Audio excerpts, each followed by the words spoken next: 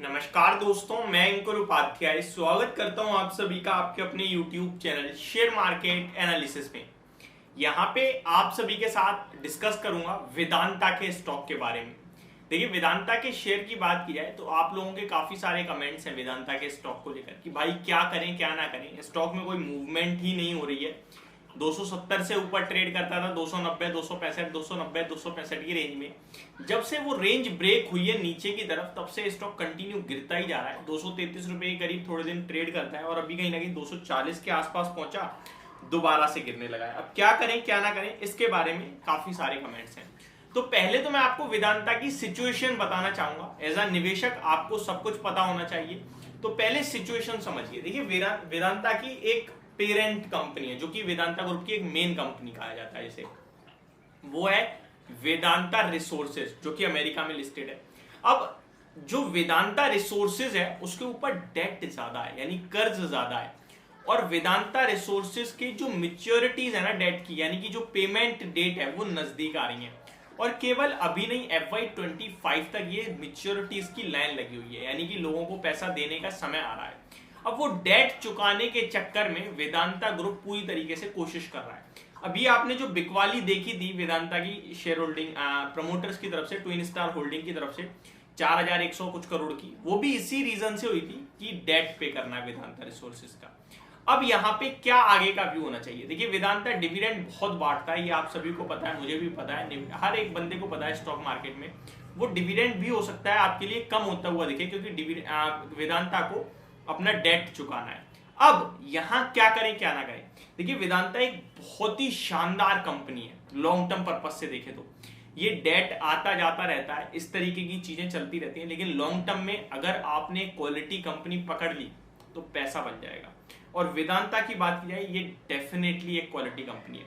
वेदांता केवल वेदांता तक सीमित नहीं है, जैसा कि मैंने बोला, वेदांता की main parent company Vedanta resources, उसके बाद वेदांता की सब्सिडरी कंपनी है हिंदुस्तान जिंक, और अपने आप में ये सारी कंपनियां बहुत बड़ी बड़ी हैं।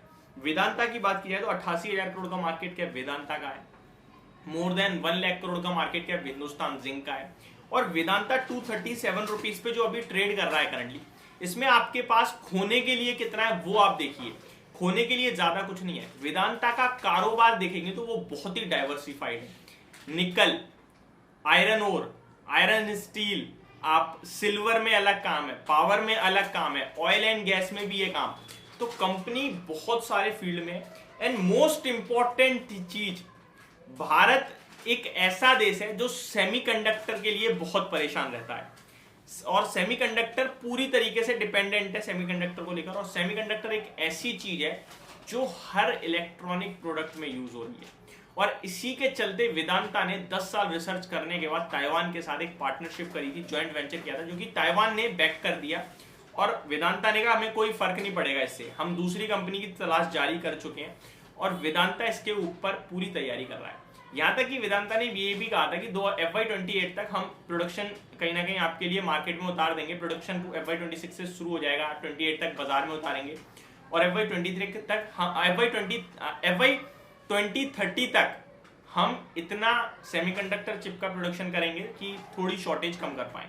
और मुझे लगता है इस फील्ड में आगे बढ़ना ही अपने आप में बड़ी बात है, और यहां से जो सक्सेस मिलेगी वो इस स्टॉक को अलग लेवल पे लेके जाएगी। तो वेदांता में अगर आपने डिविडेंड के लिए निवेश करा है या किसी भी पर्पज से करा है, इस भाव पे बेचना नहीं है।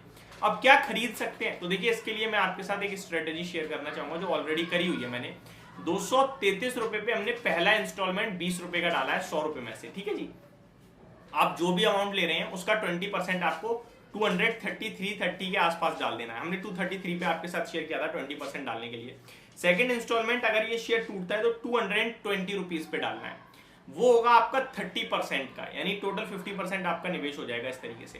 रेस्ट ऑफ द 50% जो आपका है वो हम 220 पे स्टॉक के प्राइस को देखेंगे कि ये और गिर रहा है, कंसोलिडेट कर रहा है, रिव्यू करेंगे यानी कि, और उस हिसाब से एडिशनल इन्वेस्टमेंट करेंगे। और पूरी नहीं करनी है बचे हुए 50 में से, उसमें भी 30 ही करनी है, बचा हुआ 20% रिवर्सल पे लगानी है। इनकेस शेयर टूटता ही नहीं है तो क्या करें?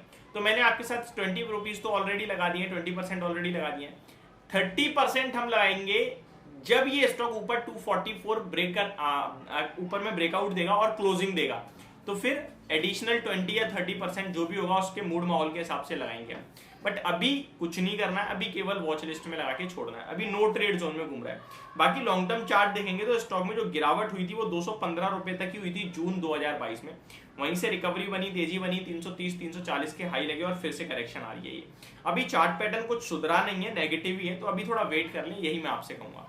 होप आपको ये पूरी वीडियो समझ और पसंद दोनों आई होगी। Thank you so much for watching this video, have a great day guys.